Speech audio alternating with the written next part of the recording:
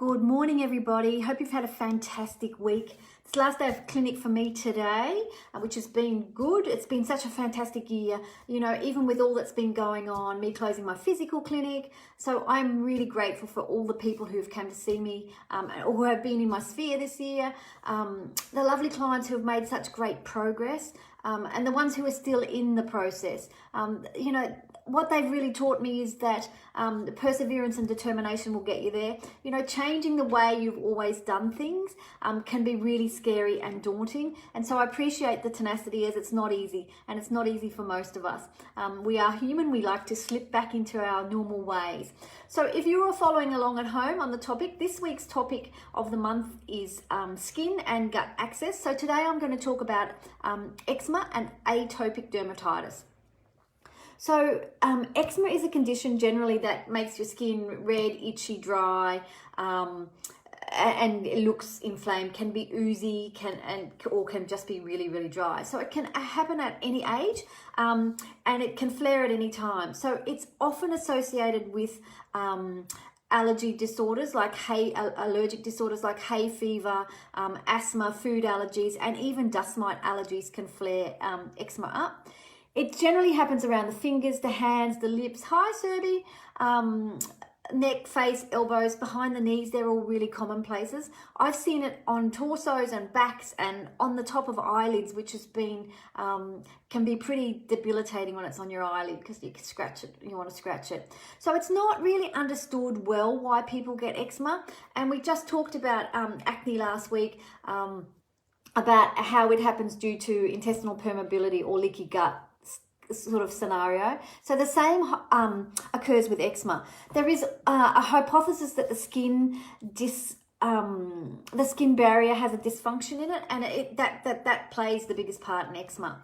So where to start, I often find is the most common question that people ask me about eczema.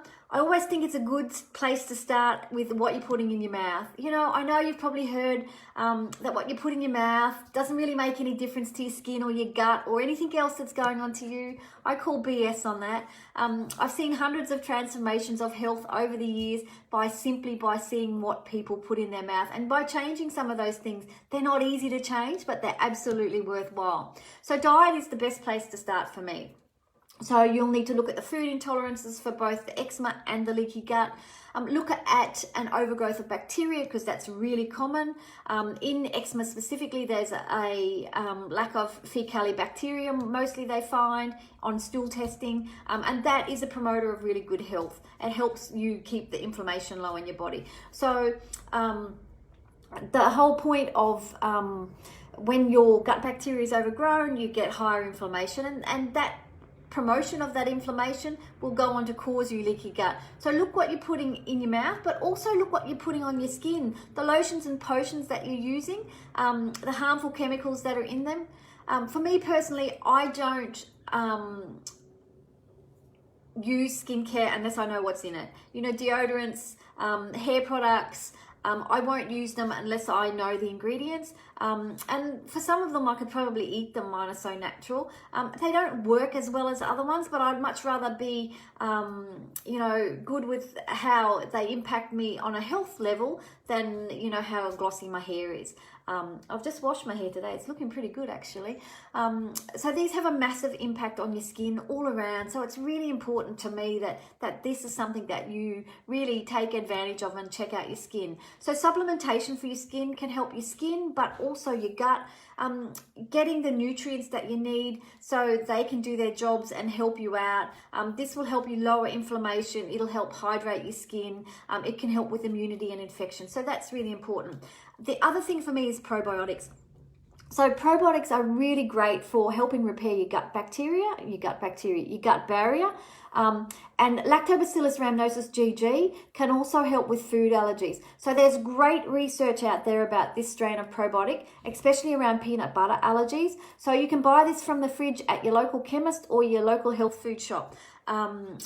Stay hydrated is another really important thing that you can do to help reduce inflammation with water, and not many of us are doing that effectively enough.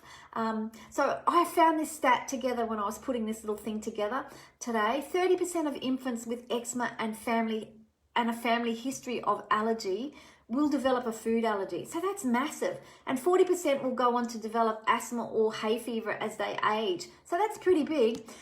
So for me, it's really beneficial for pregnant mums also to take that probiotic, the Lactobacillus rhamnosus GG, in the last trimester of pregnancy, because it helps lower the risk of allergies in your baby. And that's worth doing for 1 tablet a day. So if you want more information about the probiotic, just direct message me and I can write the details, because it sounds pretty scary, the name of it. So if you know someone with eczema or you want more information, book in for a free 15-minute consult to start the new year off right. And basically, I'm back in clinic on the 11th of January and the first week is almost full. So do it soon.